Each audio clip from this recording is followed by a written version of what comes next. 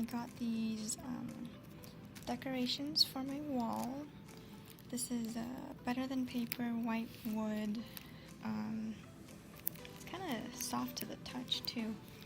I'm gonna pin this onto this empty wall over here, and then border line it with this gold glitter. I forgot what these are called.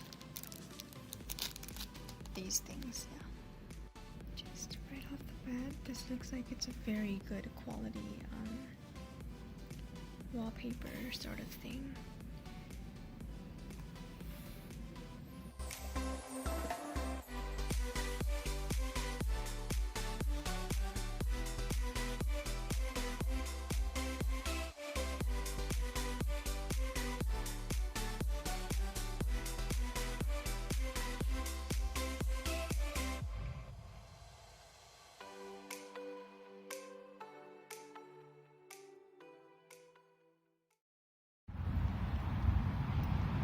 Oh my god, there is so much smoke.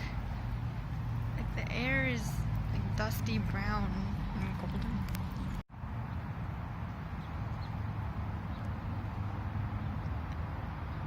The sun is red. It's not showing up on here, but the sun is red. Oh my gosh.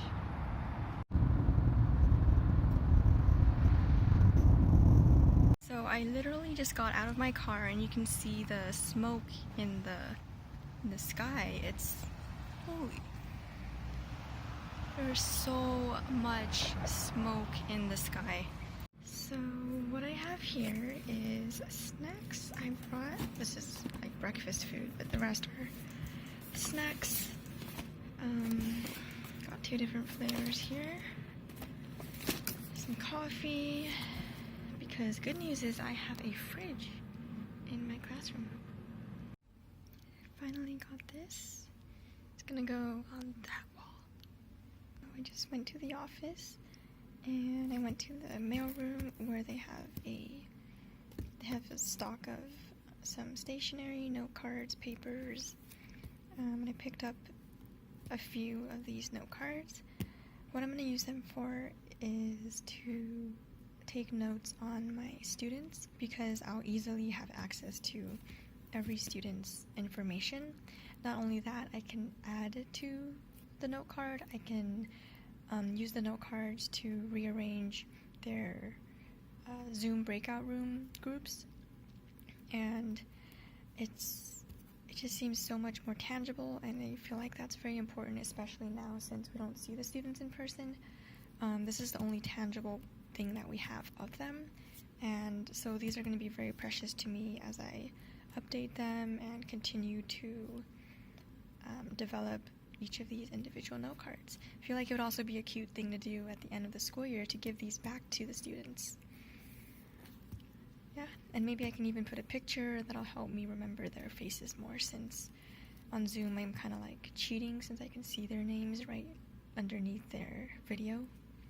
So yeah, that's my plan for these note cards. It's probably going to take a lot of time, but it's going to be very worthwhile. So I know my desk is a mess, and that's because I'm doing some crafty thing right now. I'm not going to show you their pictures, but I have printed and cut and taped pictures of my students' faces on the other side of this card. On this blank side, I'm writing their names, as well as information about them that they decided to share with me on the Getting to Know You packet. This is an easy way for me to see their interests and, you know, give me an idea of topics that I can bring up when I'm learning more about them. So yeah. Here are 3 of my prints out of the 6 that I ordered in total. Can't wait to put them up on the wall. So I used up my prep time to prepare for this Science of Water Properties demo. I have the questions that they're gonna answer, and I linked each of these videos that I recorded last night. We're probably gonna start chapter 4 on carbon as well, so I finished making the slides. And here's my breakfast that I have not eaten yet. So currently it is 10:31 and my students are all in their breakout rooms. They're watching these videos that I filmed last night for this properties of water activity, and they are answering these questions as a group. I'm popping around into their breakout rooms to see how they're doing, and that's all for today, at least for 30 minutes of AP Bio. Hello! So right now is 4th period, which is my prep period. You can see my decorations in the background. I'm thinking of getting shelves, to place here and here so I can put some more decorations on the shelves. And I just finished teaching both of my AP Bio classes, 2nd and 3rd. It went really well. The activities that I had planned, that I stayed late last night to record for some water properties demo, actually took a significant amount of time, which was surprising. And so we are on pace still. I'm glad that it took a whole period because I didn't want to burden them with so many different things. So it was kind of a relaxing period. They worked in groups and they watched the videos I made and answered questions as I popped into each breakout room. Both classes didn't finish, so we're going to continue that on Monday for about 15 minutes. I'm going to go over the answers, and then we'll start chapter 4, which is on carbon, and then chapter 5 is on macromolecules. I already prepped chapter 4 because I thought I was going to do that today. I'm glad I didn't. We are still ahead of schedule because the water lab obviously is supposed to be this whole inquiry group activity, but with distance learning, students don't have the materials to do that. So in terms of time, we are at a pretty good pace. They have their unit test next Friday, so that's what's going on for AP Bio. For PBS, today they're working on 1.12, which is on reliable witnesses. We're going to start class with a 2 truths and 1 lie game. That should be pretty fun. I think I'm also going to so after that I'll have them analyze the different witnesses' statements and their heart rate, respiratory rate. I did find a very good video that I wanted to show them. I think I'll show it to them on Monday, so it kind of breaks the monotony of doing notebook work. So that's what I have planned for PBS. Marine Bio, they have presentations today for their ecosystem posters. After that, I believe I'm going to kind of introduce oceans, different types of oceans and seas, take a very quick intro to the course. And then they should have their current events presentations on Monday. So Monday, I'm going to take about 15 minutes of class for them to share in breakout rooms, and then we will dive into what I think is ocean floor features, I think. Or no. I believe it's plate tectonics, and then ocean floor features. It's like a week later. So that's what I have planned for next week. I put on a mask, and it's really hard to talk now. But I put on a mask because I'm going to actually go use the restroom. I've been having to go since 3rd period, but I just haven't had time. So I'm going to go in my prep, and then I'll come back and do a little bit more work. I'm going to actually take you on my journey to the restroom.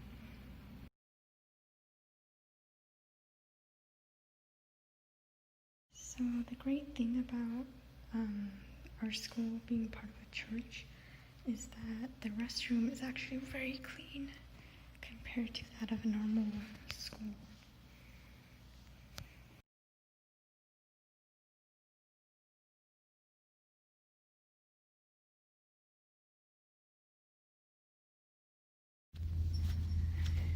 Alright, so I just locked myself out of my classroom and I took a walk around the whole building to see if there was any teacher on their prep period.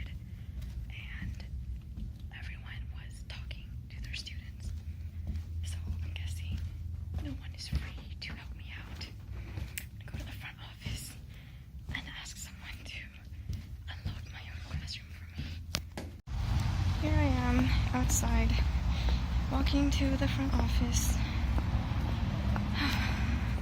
I am back. One of the ladies in the front office was kind enough to open the door to the building and then the door to the classroom for me as well. Oh, you can see my little plants back there. So I have this distance learning plan for all of my classes. I decided to start making this to fill in after my classes to see how much we actually get done. So this is actually a more accurate representation of what we did in class that day, and I hope this is helpful for me in the future to look back on. Of course, all of these are distance learning versions of activities, and in a way it's good to see all the classes I have, AP Bio, PBS, and Marine Bio, at a glance, and everything I did this whole week. I do keep an agenda for each class. However, it's really nice to be able to see what you're doing in one class and then what you're doing in another class on the same day. It gives me an idea of like what I need to mentally prepare for instead of having 3 different documents to look at. So I'm going to go over what I did this week. So what I did this week for AP Bio, starting on Monday and Tuesday, we started with a community circle because I didn't get to doing that with any of my classes last week. So for all my classes on Monday and Tuesday, we did a community circle where they shared a rose, thorn, and bud. It's an activity that I got from my time in college. Students would share a rose, which is something that made them happy. Thorn is something that's stressing them out, something that made them upset. A bud is something that they're looking forward to. So a lot of students shared buds and roses. So a lot of students shared roses and thorns from their summer, or even the first few days of school, and then a bud for the upcoming month.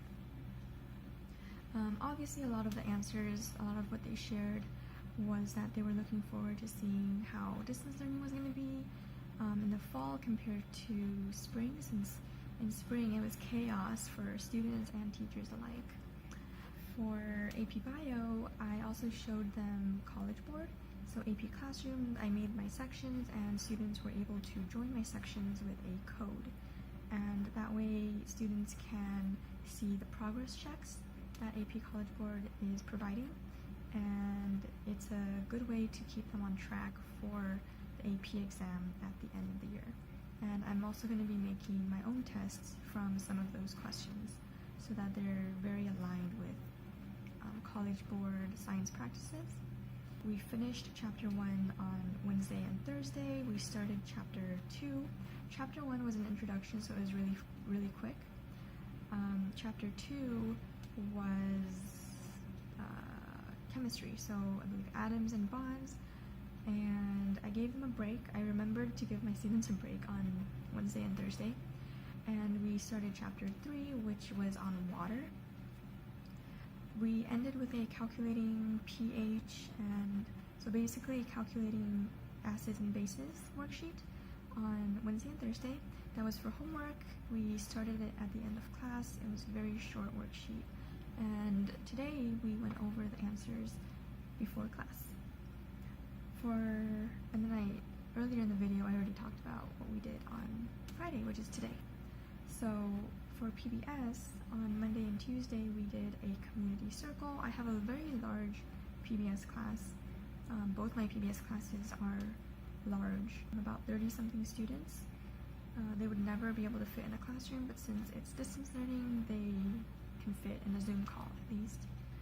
We set up the notebook, and I introduced them to the first activity, which is a sketchy scene. It is where students discover Aunt Garcia's body, and the night before I was making the virtual death scene using Google Slides, and I learned how to attach links to other slides in the same presentation with images. So that was very helpful, and students had 2 PowerPoints they were working through, one with all the instructions for what was going to go in their notebook, and the second one was Anna Garcia's virtual death scene. So students spent the rest of Monday and Tuesday working in breakout rooms, and they had 3 tasks.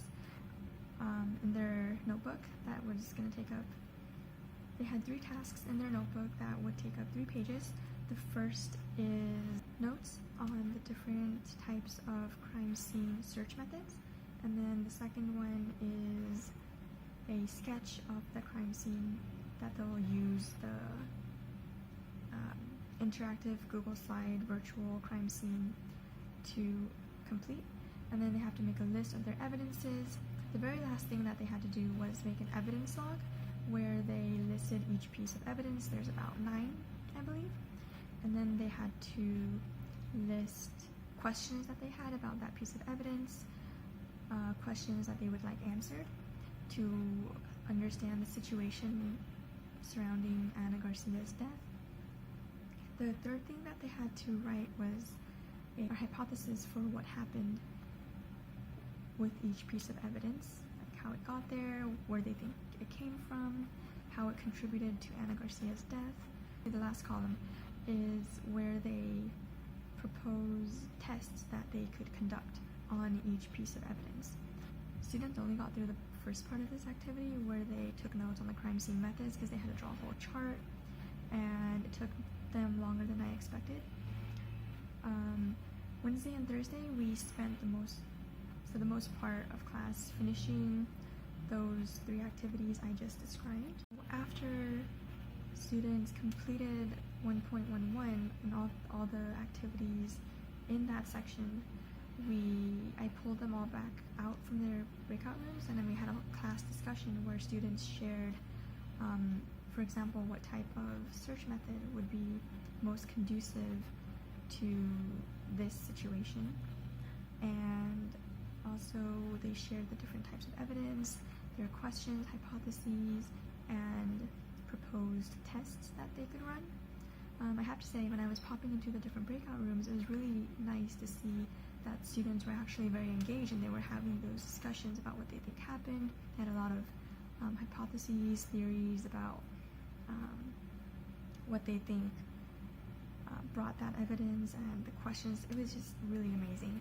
I'm really happy to see that even with distance learning, this virtual death scene and the questions and the slides that I had were able to put students in that environment, especially with breakout rooms, to have those kinds of very thoughtful conversations about the content.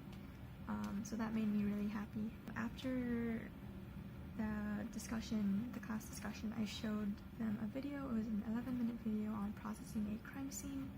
So I went over all the components of search methods, how they collected evidences, the evidence cones, and then where those pieces of evidence go. So they go to laboratories, and then more tests are conducted there. So I told the students that imagine all the pieces of evidence you just looked at are handled in this way, and now they are heading off to different labs to run tests on them and see what their connections are to this mysterious death. On Friday, so today, I haven't taught the class yet because I have PBS for my 5th and 6th period. Moving on to marine bio, on Monday and Tuesday we did again a community circle. By the way, I only have 1 marine bio class. We set up our notebook table of contents, and then they continued this ocean timeline activity using Google Sheets. That was complete chaos. I'm pretty happy with the way it turned out, even though it was very chaotic. A lot of students were able to, problem solve and develop ways of making the best of the situation, which I really appreciated, and a lot of them are seniors, so that helped a lot. On Wednesday and Thursday, I gave them questions to answer, so they had to go back to that ocean timeline and review all the components, all the different events, pictures, and the different categories that I had students put hashtags on. And they answered questions, we had a class discussion, and they shared out some of their thoughts about the different events that occurred. For example, what century did the most events occur, what century did the least events occur, what were differences in the way humans use the oceans for food, recreation, in the ancient days compared to modern days. Then I introduced 2 projects on Wednesday. One is a current events presentation that is due on Monday, and it's something that I'm trying this year. I didn't do this last year, but the more I thought about it, the more I feel like in this class, students should be exposed to and doing some of that active search for knowledge and information about what's currently going on in the marine biology world. So they have to look at news articles, research articles, and then bring that information back into the classroom to share in either small groups or in front of the class. In their presentation, they also need to supplement their presentation with 2 slides. In Google Slides, just pictures, of course be able to describe the pictures and then show graphs and tables and things like that. The second project that I introduced is an ecosystems project, and for this one I had to give them login information to the website that our school textbook is associated with, so they could access the different ecosystems and links to resources so they can do their research. They have to take notes on that project to answer certain questions in their notebook first, and then I guided them to Canva, which is an awesome resource for designing anything, literally. So last year I had them make posters, like physical posters, and draw on them and write on them. This year I decided to use Canva. There's a lot of clip art that they can use, text boxes, text fonts. They can also copy and paste images from Google search.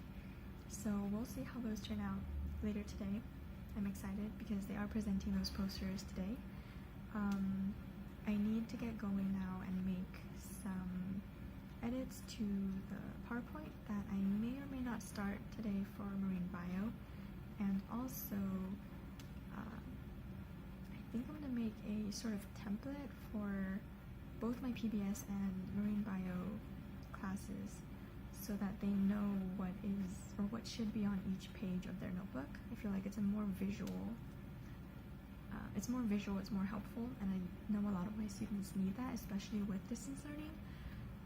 It's just a nice reference to have. So I know I talked a lot. Lunch is in 8 minutes, and I got my key this time.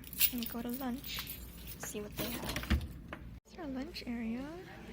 We're gonna be sitting in these different,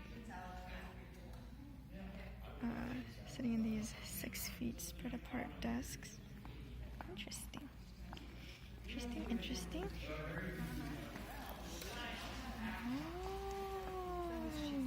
Oh. Hi, how are you? Good. Whoa, all this food. Oh, That's what? yay. Oh, I didn't even see the drinks. You need a packet that does something. Maybe it'll... I asked him to do something. I don't know. I'm like, okay, well, let's work this out. And with this, I have just finished my first full week of teaching distance learning. Look at all those tabs. Oh my goodness. Can you see the little Amazon tab I opened during lunch?